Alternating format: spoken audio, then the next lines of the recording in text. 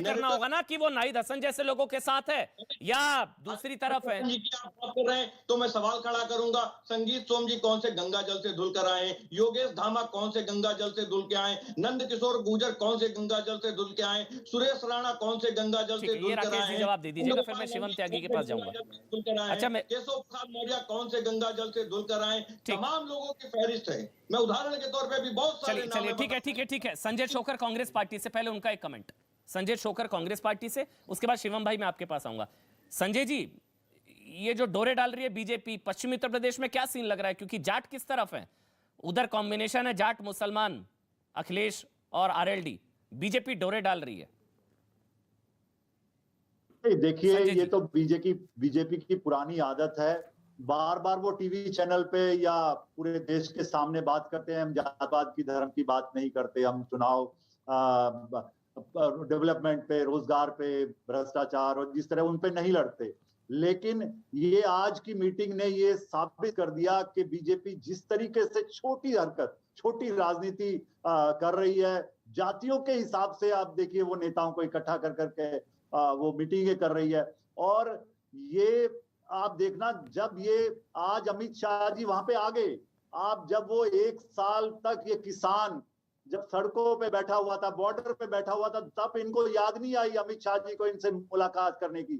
आज परवेश वर्मा जी और पूरे देश के बीजेपी के नेता इकट्ठे हो गए हैं, लेकिन ये इनकी हार का इनको डर लग रहा है। आने वाले चुनाव में देखना, जिस तरीके से इन्होंने पॉलिटिक्स करी है, धर्म की, जातियों की बांटने की कोशिश करी है, आप उसका करारा जवाब आने वाले दिनों में, चाहे वो जाट वोट बैंक है, चाहे वो दूसरे वर्ग के लोग हैं, ये लोग समझ चुके हैं। आज कोई काम इन्होंने पिछले, आप अगर चुनाव की बात करें, मैं कल भी देख रहा था, आज भी देख रहा था कि अमित शाह जी ने या नरेंद्र मोदी जी ने या योगी जी ने पिछले 1-2 महीने से जो अपनी बात रखी है, वो कोई रोजगार पे, डेवलपमेंट पे कोई बात नहीं करी, उन्होंने महंगाई पे कोई बात नहीं करी, उन्होंने आप जो भ्रष्टाचार जिस तरीके से उत्तर प्रदेश और पूरे देश में, उस पर कोई बात नहीं करी। आप ये जब भी इनसे बात करते हैं, रोजगार की बात करते हैं, तो ये पलायन की बात शुरू कर देते हैं, जब इनसे कोई और बात करते हैं तो कभी जम्मू कश्मीर की बात करते हैं। और आज अगर आप इनका देखिए कितना बड़ी बात, ये इस तरीके से जातियों के हिसाब से वोट मांग रहे हैं, तो आने वाले दिनों में जनता इनको करे, संजय जी जवाब देगी। और मुझे लगता है कि जाट बिरादरी क्या गठबंधन के साथ या बीजेपी के साथ?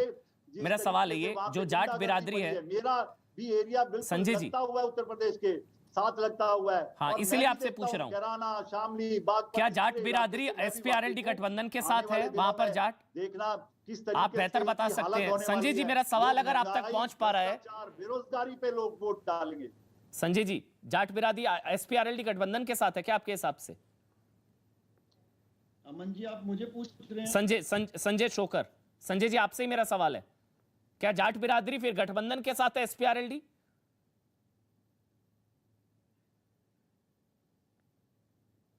ठीक है, उन तक मेरे ख्याल से फिर से आवाज नहीं पहुंच पा रही। हालांकि बोल रहे थे वो हार का डर, जो रेस में होता है उसे ही हार या जीत का डर होता है। खैर, राकेश त्रिपाठी जी, हार का डर है इसलिए बैठ के चल रही हैं?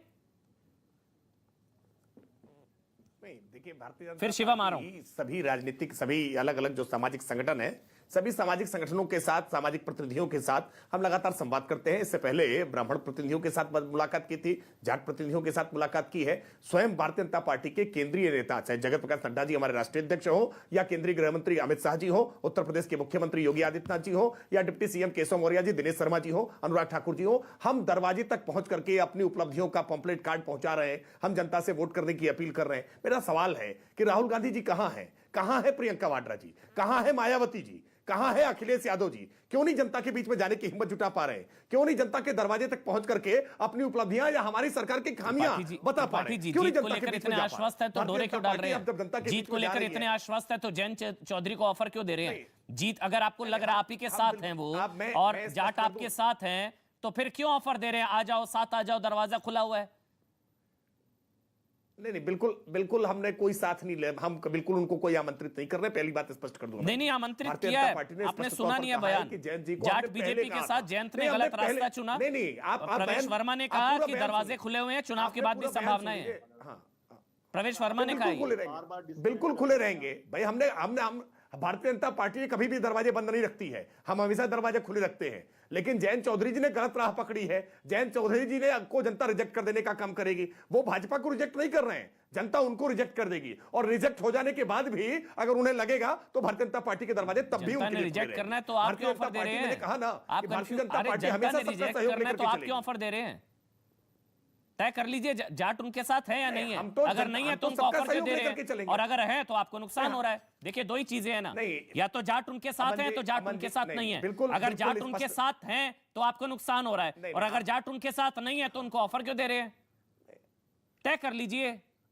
अब मैं जवाब दे देता हूं। जी जी देखिए 2017 का परिणाम भी बता रहा है, 2019 का परिणाम भी बता रहा है, 2014 का परिणाम भी बता रहा था। पिछले 3 चुनावों के परिणाम बता रहे हैं कि जाट किसके साथ है। हम स्पष्ट में, हमें कहीं किसी प्रकार के कोई कंफ्यूजन नहीं फिर है। क्यों ऑफर दे भारतीय रहे जनता हैं? पार्टी के साथ जाट था, जाट फिर है, क्यों और किरकिरी जाट करा रहे हैं? रहेगा। जयंत चौधरी हम कह रहे हैं इसलिए कि कह रहे जाओ, हैं कि हमको मेरे को उत्तर ऑफर प्रदेश नहीं की चाहिए, बेहतरी न्योता के लिए- मुझे नहीं, 700 किसानों के परिवारों को दो। जयंत चौधरी बोल रहे हैं ये। मैं तो कह रहा हूं कि उन्होंने पराजय का रास्ता चुन लिया है, उन्होंने पराजय का रास्ता चुन लिया है, तो ये उनकी अपनी इच्छा है। पराजय का हम तो रास्ता ये चुन उसके लिया बाद था, भी वो कह हारने रहे वाले हैं, थे तो जब आप वो न्योता पराजित क्यों दे होकर रहे के थे? लौट आएंगे, पराजित होकर के लौट आएंगे, पराजित होकर के लौट आएंगे, तो उसके बाद फिर भी हमारे लिए रास्ते खुले रहेंगे। देखिए दो भारतीय चीजें जनता होती है, पार्टी मैं फिर से अकेले तब पर रिपीट कर सरकार रहा बना हूं, सकती थी। या तो वो जीत रहे हैं या तो वो हार रहे अमन जी, हैं, या तो जाट समुदाय उनके साथ है या तो नहीं है। अगर जाट समुदाय, एक मिनट मेरी बात सुनिए, समझिए एक चीज समझिए, लोग क्या देख रहे हैं सुनिए, मेरी बात सुनिए एक बार राकेश भाई। अरे बात सुन लीजिए, भ्रम खत्म हो जाएगा। अच्छा, भ्रम चलिए। खत्म हो जाएगा। करिए, आप हमारी बात सुन लीजिए, भ्रम खत्म हो जाएगा। जी, राकेश जी। 312 सीटें थी हमारे पास, 2017 में 312 सीटें थी, 2017 में हमारे पास 312 सीटें थी, अकेले दम पर सरकार बना सकते थे। गठबंधन का हम पालन करते रहे, और इसलिए सुहेलदेव भारतीय समाज पार्टी को भी हमने कैबिनेट मंत्री का पद दिया, हमने उनको सरकार में भागीदारी दी और अपना दल को भी भागीदारी दी। सुहेलदेव भारतीय समाज पार्टी बाहर छोड़कर जाना चाहती थी, वो चली गई। हमने निषाद पार्टी को उत्तर प्रदेश में अपना गठबंधन का पार्टनर बना लिया। हम उत्तर प्रदेश में सभी ऐसे राजनीतिक दलों को अपने साथ लेकर के चलना चाहते हैं जो उत्तर प्रदेश की बेहतरी चाहते हैं। उत्तर प्रदेश की बेहतरी चाहते हैं जयंत चौधरी जी, तो हमारे साथ आएंगे। नहीं आना चाहते, उन्होंने अपना गलत रास्ता चुन लिया है, हमने कहा है कि उन्होंने गलत रास्ता चुन लिया है, उनकी पराजय स्वीकारता है। पराजित होने के बाद भी अगर वो चाहेंगे तो भारतीय जनता पार्टी के साथ आ जाएंगे। हम भारतीय जनता पार्टी ने अपने दरवाजे कभी बंद नहीं किए। शिवम बताइए, शिवम भाई, या दो चीजें हैं, फिर आपसे भी वही सवाल, या तो उनकी ताकत है, कद है, अगर है, अगर नहीं है तो बुलाया क्यों, और अगर है तो इसका मतलब आपको नुकसान हो रहा है। शिवम, बीजेपी को देखिए मतलब अमन जी, मैं तो सिर्फ इतना कहना चाहता हूं, हाँ मैं सिर्फ इतना कहना चाहता हूं कि 2014 में भी वो जाटों के दूसरे नंबर के सबसे बड़े नेता थे, 17 में भी जाटों के दूसरे नंबर के सबसे बड़े नेता थे, और 19 में भी जाटों के दूसरे नंबर के सबसे बड़े नेता थे, क्योंकि उनके पिताजी उस समय थे। दूसरी बात यह है कि जो आधार बुलाने का है, और ये जो कह रहे हैं कि जाट क्यों वोट नहीं करेंगे, मैं तो ये लिस्ट देख रहा था, जाट इसलिए वोट नहीं करेंगे।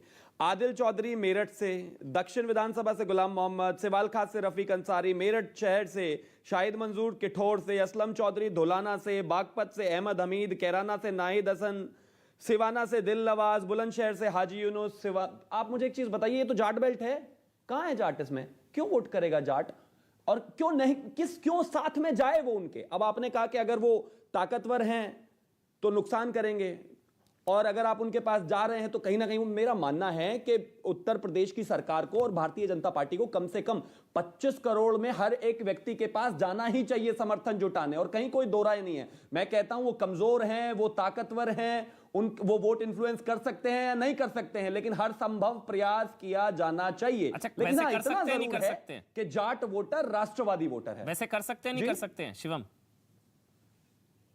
नहीं, अगर कर सकते होते तो अगर 3 मगर चुनावों क्या, में आपको कर तो लिया पता, होता। आप बताइए अगर आपके कर हिसाब सकते से होते। अगर मगर क्या होता है शिवम? नहीं। कर सकते हैं, नहीं कर सकते हैं? अगर